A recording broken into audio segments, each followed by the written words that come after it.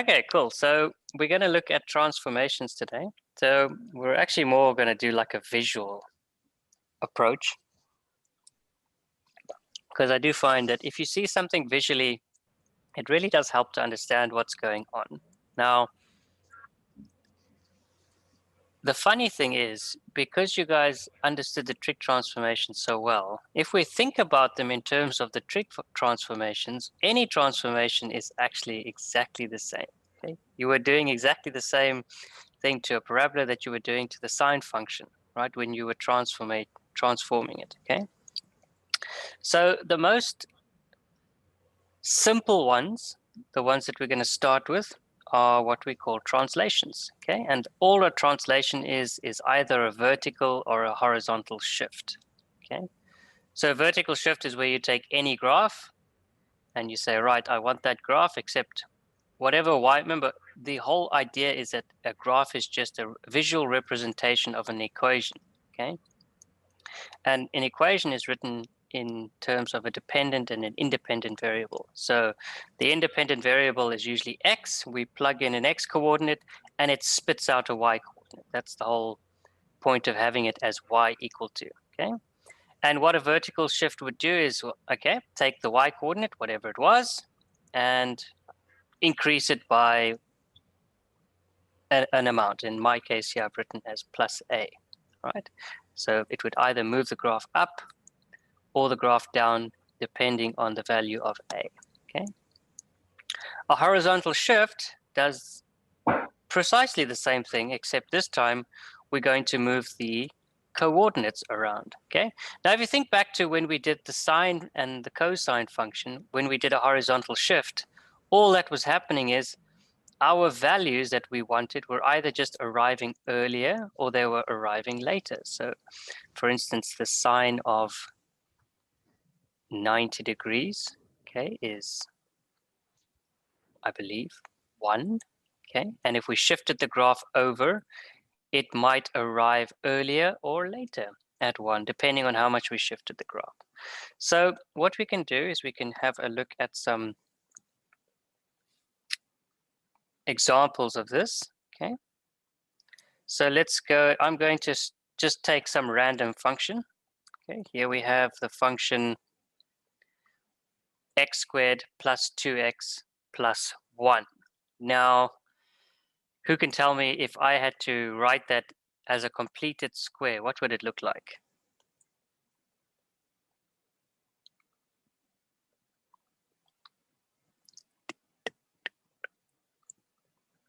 What would that function look like as a completed square?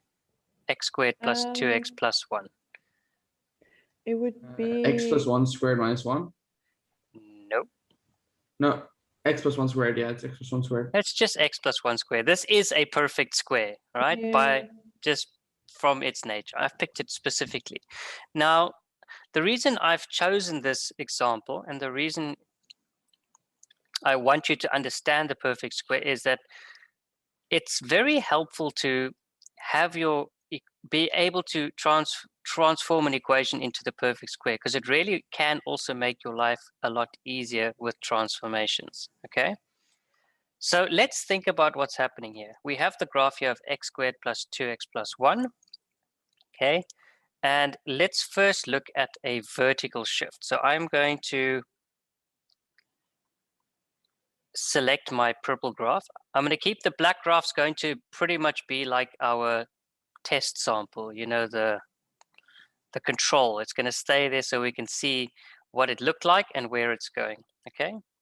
Now, a vertical shift is just where I get my y coordinate and then I just increase it by a certain value. At the moment, I have c equal to 0, right? But if I wanted to add something onto the end, right? If I add an amount, you can see that the graph just shifts higher.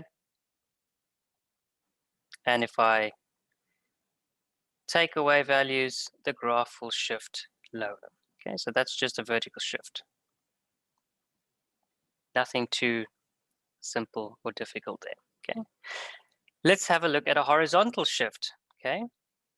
So I'm going to deselect that. Here we have Our red graph is going to represent our horizontal shift. Now let's think about what's happening. All the x coordinates are either going to arrive earlier or arrive later, okay?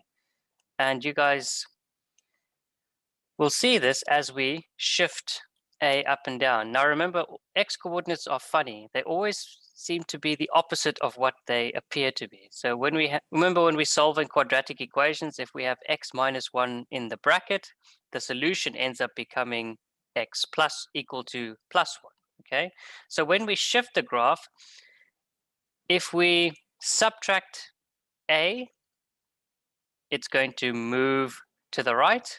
If we add, it's going to move to the left. Okay, so if the signs, just watch the signs when you're shifting them. Okay, so let's have a look at what that's going to look like. If I add values for A, you can see the graph just shifts off to the right. And if I had to subtract here, what will happen is I'll get a double negative, and that minus A will become a plus A. And if it's a plus, it's a shift to the left. Okay, so for instance, minus 3, that would be x minus minus 3, which is just x plus 3. And you can see my graph has shifted over to the left. Okay, now let's just go back to A equal to 0. Okay, what can you tell me, Dominic, about the turning point if I shift this graph over 1 unit to the right? What can you tell me about the turning point? What's happened to it? The turning point has also shifted 1 unit to the right, and it's now in the middle. It's now in the middle. Okay, well, I can move it 2 units over to the right so that it's not in the middle, all right? It can be anywhere, all right? But I want to show you a very powerful tool, all right? If you have, for instance, the very next equation, this green graph, okay, happens to be in completed square format. And what I'm saying is, I'm just going to change where the turning point is, all right? The y value for the turning point you can see is remaining unchanged. Just the x value of the turning point has changed. So if I want to move the graph 2 units to the right, well, then I just need to move the turning point 2 units to the right. And if you remember how the turning point works, it's always the opposite sign of what's inside the bracket, okay? And so I've also got it as the completed square format. If I subtract, it's to the right. If I add, it's to the left. And so even in completed square format, what I'm doing here is I'm just saying, well, I'm moving the turning point. The x coordinate of the turning point, I'm just moving it along. Okay, and the y value is remaining unchanged. Okay, everybody happy with that? Nice and easy, eh? Yep. Right, so if I asked you to move a graph, okay, I'm going to move this guy 2 units over to the right. How would you work out the equation of the new graph? What would you do? There's 2 ways you can do this.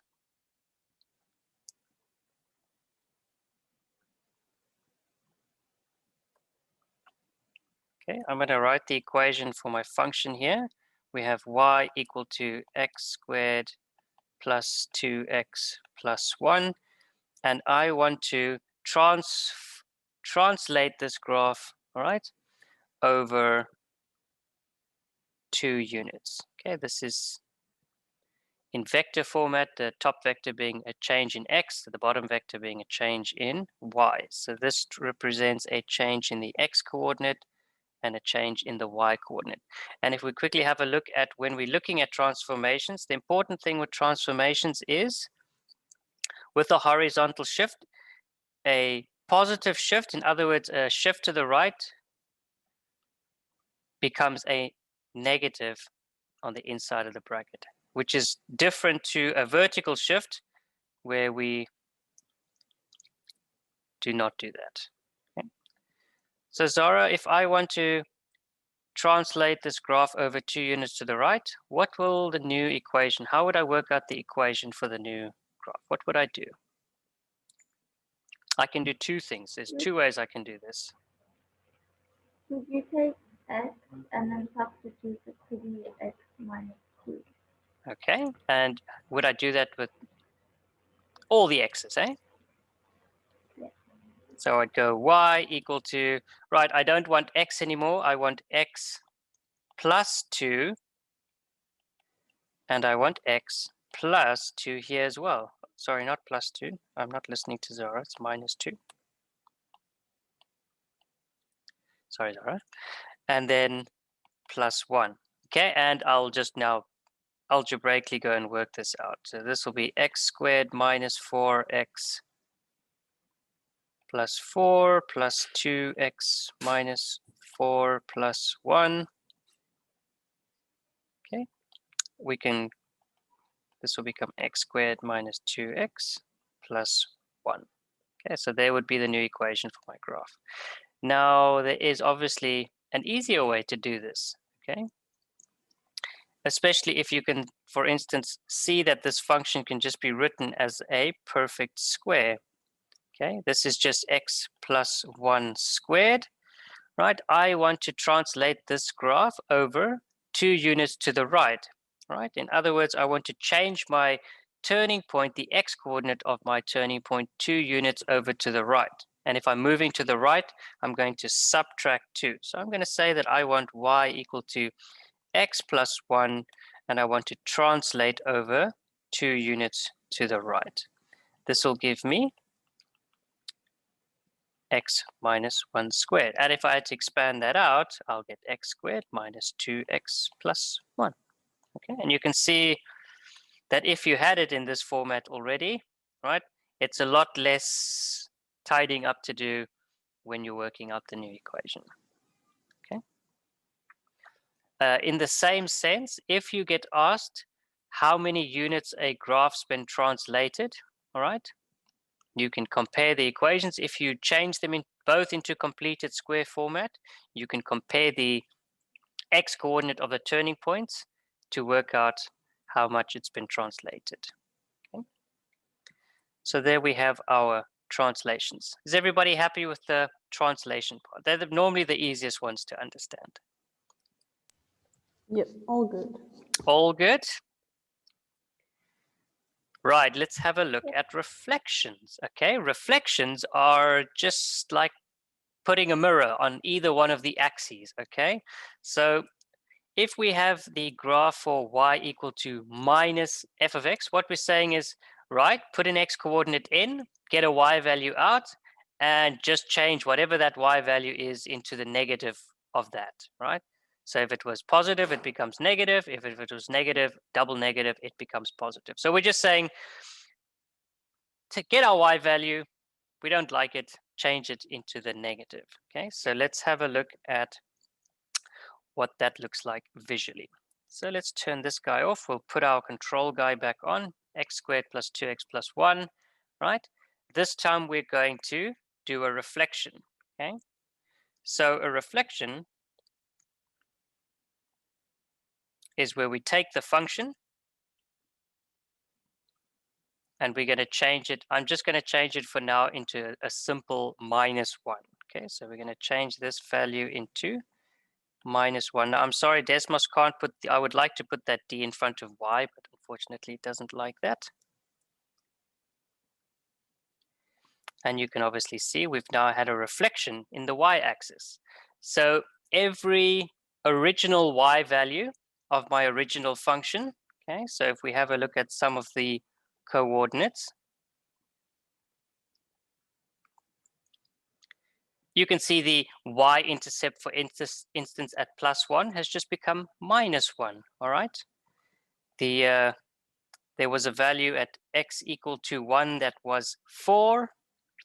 It's now become minus 4. So all the positive coordinates have just become negative.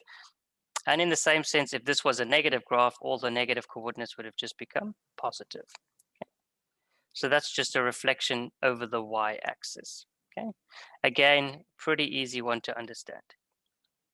Right, Kiana, algebraically, how would we change that into, how would we change the equation this time for a reflection in the y-axis.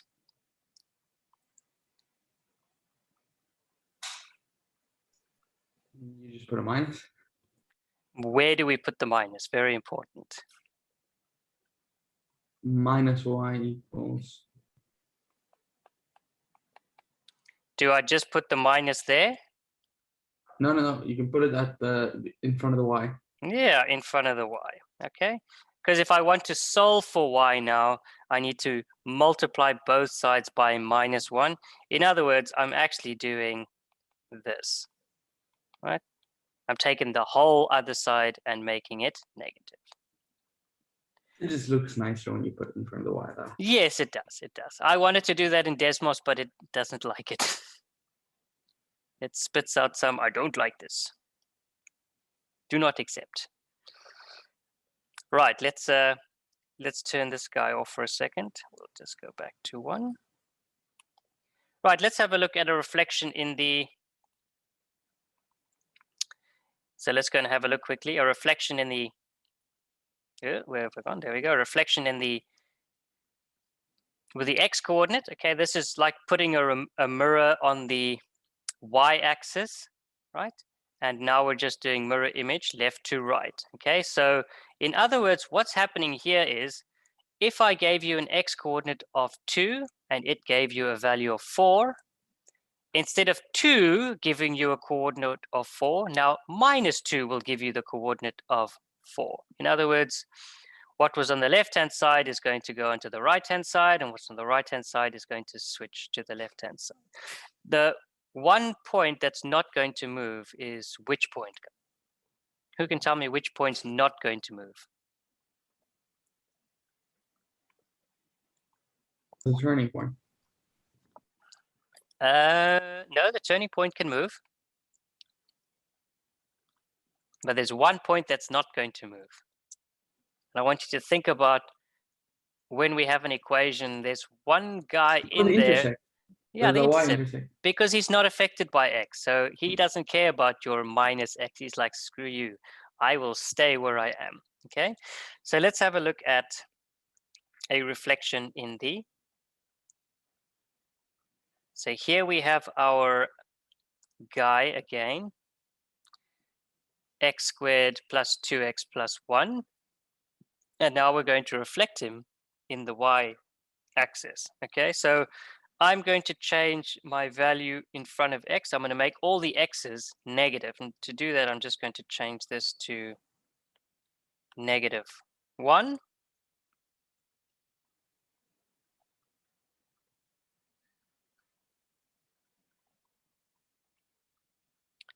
And how has he moved?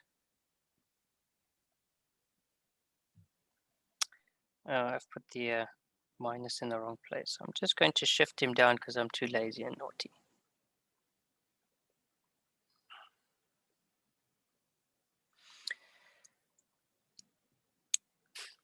Who can tell me why my equation's wrong?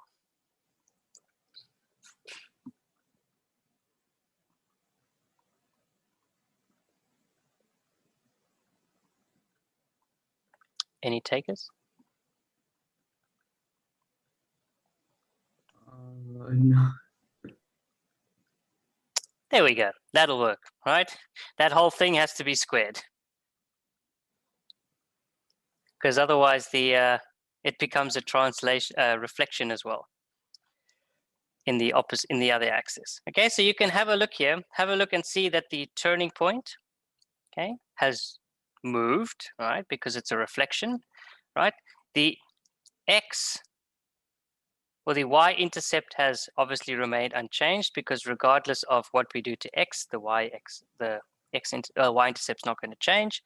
But have a look at, for instance, if you look at the original graph, if we zoom in, at the value on the original graph, okay, where x was equal to 1, we got a y value of 4, okay? Now I would like you to look at the red graph.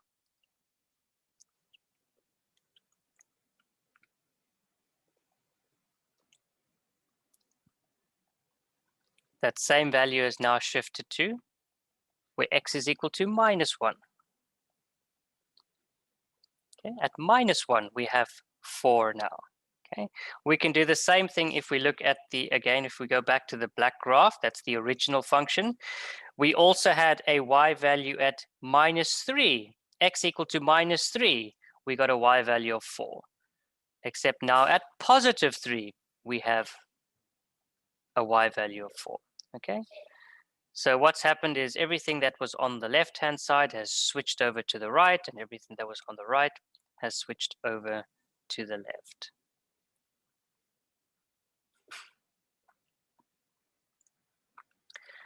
Right, algebraically, Dominic, how would we rewrite our equation?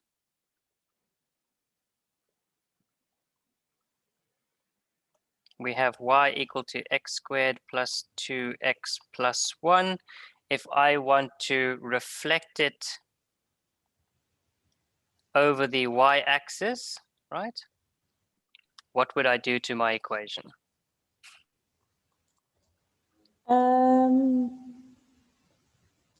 You would put it all in brackets, then wouldn't you just put a minus in front of it? Where am I going to put the minus, right? Have a look at the previous one when we were reflecting in the x-axis from top to bottom. We put a minus in front of everything, right? We have to be careful where we put our minus this time. You saw when I put the equation into Desmos, I actually put it in wrong, right? The important thing here is it's a reflection of the x coordinate. All the x coordinates are switching place. The minuses are becoming plus and the pluses are becoming minus. So I'm quite literally just making all the x coordinates a minus x Okay. squared. Okay, plus So all the 2 coordinates. minus x plus 1. Okay, this is going to give me x squared minus 2x plus 1. And if we go have a look at the graph, you can actually see that that's x squared minus 2x plus 1.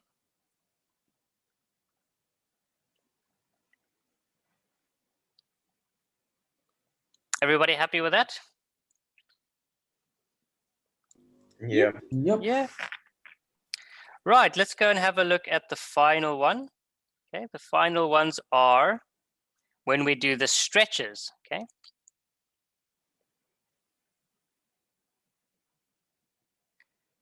So when we stretch a graph, what we're saying is, okay, give an x coordinate, right? Get its value and then say, right, well, I don't like that value. I want it to be 4 times bigger. So I multiply everything by 4, all right? So the important thing is that the entire equation is being multiplied by some constant, right? In other words, whatever your y values were, they will now be bigger by whatever the factor is, right? So by whatever the number is in front of y. Okay? So if I multiply by 2, all my y values, my original y values will just be twice as big. So let's go and have a look at that. So we have x squared plus 2x plus 1. That's our generic guy. Okay, I'm going to move him down because he's about to get a bit stretched. Okay, so I want to stretch him, right? So I'm going to use this guy over here. At the moment, he has a stretch factor of 1, so he's just the same, right? If I increase this to 2,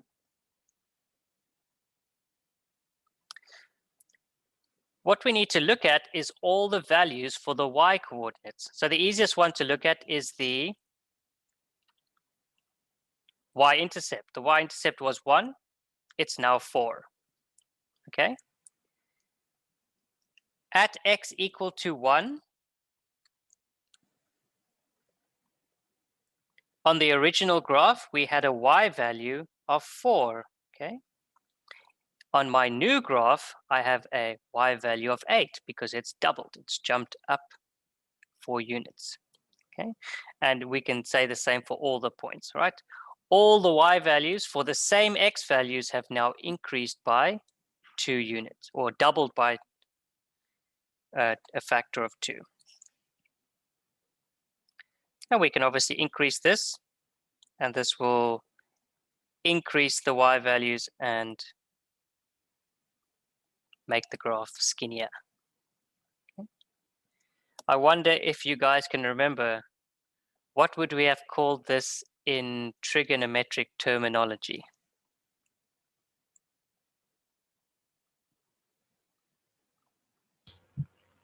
Would it be the amplitude? It's the amplitude. Yes, correct. All right. I'm increasing the amplitude here. All right. By increasing the stretch factor for the y value. Okay, let's put him back to 1. He likes to be there. Right. Let's have a look at the more difficult one to understand. Although now that you've done the trigonometry, it might be easier to understand. Okay. A horizontal stretch factor. Okay. I want you to think back, and I want you to tell me, Kiana, what would we have talked about a horizontal stretch factor in a trig graph? What would it have done?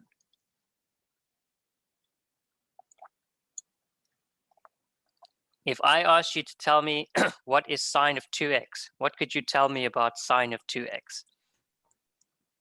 Oh, that it's period is half of it, what it normally was. Its period has That's half. half. So how many graphs are you going to have in the same space? 2. 2 copies. Okay. So its period changed. Okay. So if you want to think about a horizontal stretch factor, think about the period of the graph. Okay. So let's go and have a look at an example quickly. So we're going to use this guy over here for our period. I need to change this guy back to 1. That's our starting point. Sorry, let me get rid of that. Right, if I double the period, right, or if I double the stretch or create a horizontal stretch factor of 2, Dominic, what can you tell me? What do you think is going to happen? Is the graph going to get skinnier or is it going to get fatter?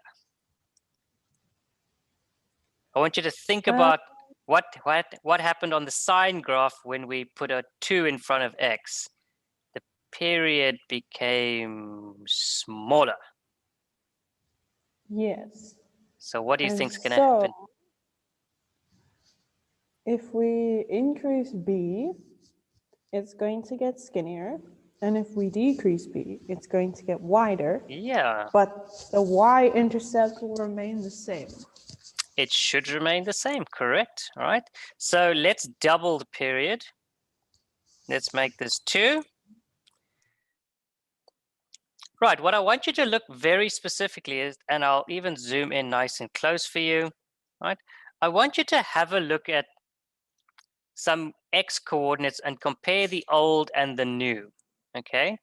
So let's have a look at the turning point, because that's quite an obvious one, okay? The turning point, right, has happened earlier. Okay? In fact, it's happened by a factor of a half, all right? Which is why we always talk about that stretch factor, right? When we talk about it, it's 1 over the number, okay? Because if you remember back to trigonometry, it's almost like halving the period. Well, you know, we can also have a look at some simple x coordinates. So let's go and have a look at, if you have a look at x equal to -2 on the original, on the black graph, you can see that I got a y value of 1. Okay. Except on my new graph, that's going to happen earlier now because I've halved, right, by a factor of 2. So that's now happening at x equal to 1. Right, and obviously we can play around with this. And the skinnier the bigger I make the factor, the skinnier it's going to get. And in the same way, if I make it smaller, it's going to do all sorts of weird things to it.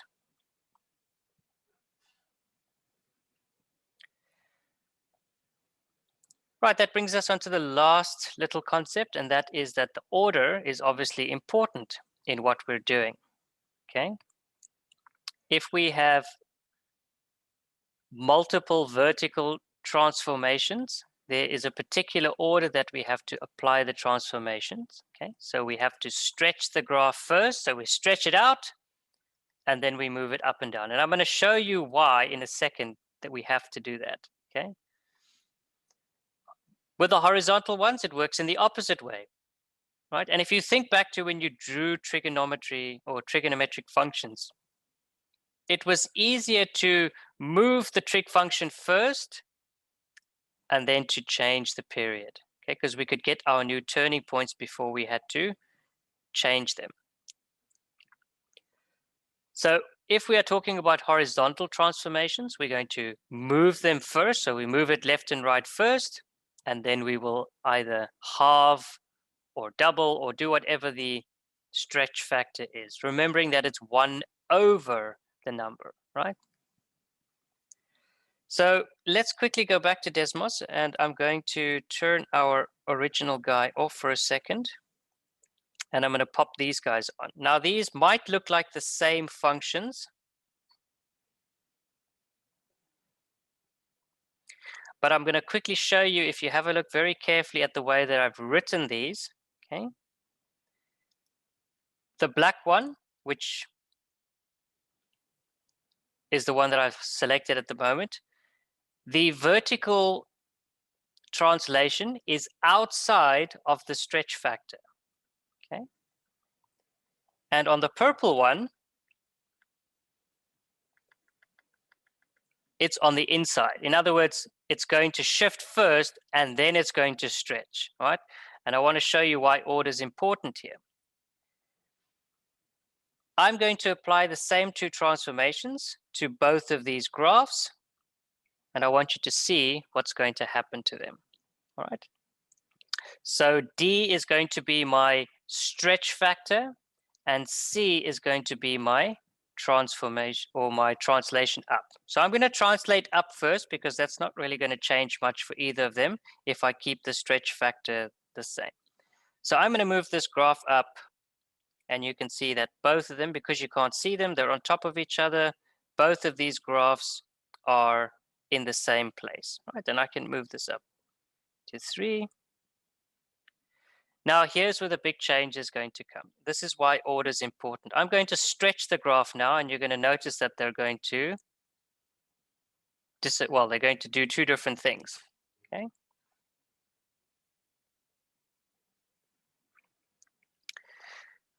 Now, I've done the same two transformations to these things, except both of them have now moved away from each other. Can any of you tell me why that's happening?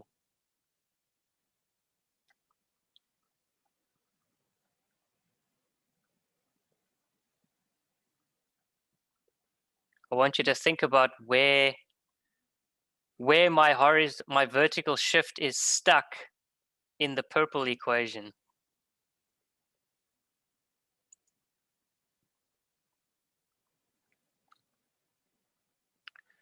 So what's happening in the purple graph is because I'm applying the vertical shift first and then stretching, my vertical shift is also being stretched, right? And that's why it's shifted up as well, right? So this is one of the reasons why order is important. We have to stretch the graph first, and after we've stretched it, then we can move it up and down, right? Because if we move it up or down first, we will also end up stretching our horizontal or vertical shift as well. I hope that makes visual sense to you, what's going on. Yeah? And it becomes obviously more pronounced for bigger values. Right, so just heading back here just to finish off. The only time the order doesn't affect the outcome is if we have one horizontal and one vertical shift, right? If we have a vertical and a horizontal one, it doesn't matter which one you do first, you'll get the same outcome, all right? Because the one affects X, the one affects Y, they're independent of each other, so it doesn't affect the outcome. So that's it. A quick little tour back to transformations, right? Do they make more sense now? Yes, definitely. Is it nice to Mhm. see the visual representation of what's going on here? Yeah, that definitely helps with understanding what does what. Okay, so you can clearly see what was happening there, and just for fun, we can play around with these. I'll deselect that one. And if we just push play on all of these, you can watch as I make Desmos unhappy.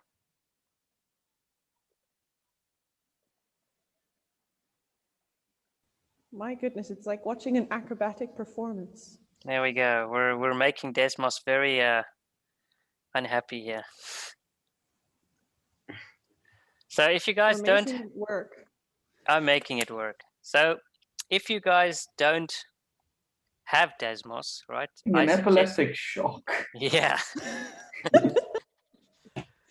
Now, this is a free app, right? You can get it on the Play Store, on an App Store, right? It's also available on your PC. It's completely free. It's really powerful. It's really amazing, right? Whenever you're working with these graphs and stuff, to get a visual idea of what's going on, it's such a good tool to use for mathematics.